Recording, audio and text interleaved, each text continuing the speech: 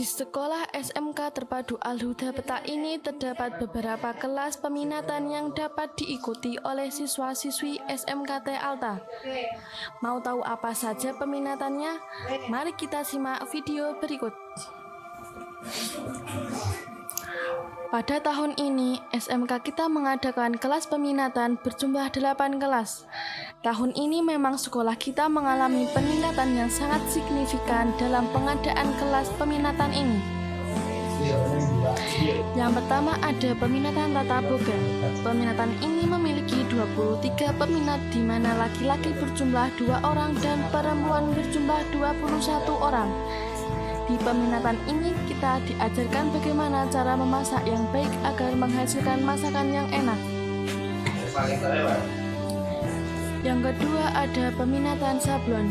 Ada 24 siswa yang tertarik dengan peminatan ini.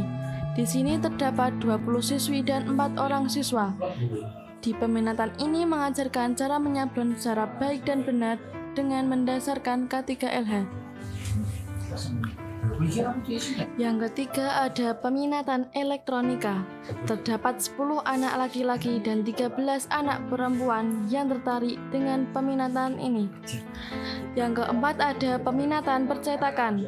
Di peminatan percetakan diajarkan cara mendesain gambar dengan proporsi yang sesuai dan cara membuat kalender duduk sendiri secara individu.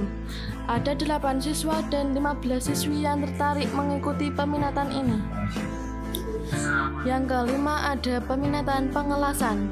Di peminatan ini hanya ada 25 siswa saja yang tertarik mengikutinya. Di peminatan pengelasan diajarkan cara mengoperasikan alat welding otomatis dan melakukan pekerjaan penyambungan logam menggunakan teknik pengelasan.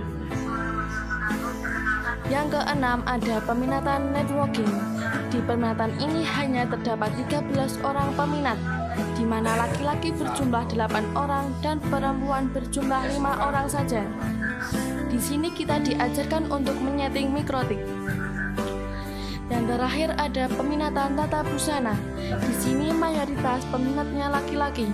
Jumlah peminat laki-laki ada 22 dan peminat perempuan ada 7 orang saja. Di peminatan tata busana diajarkan cara teknik mendesain, belajar membuat pola, dan menjahit.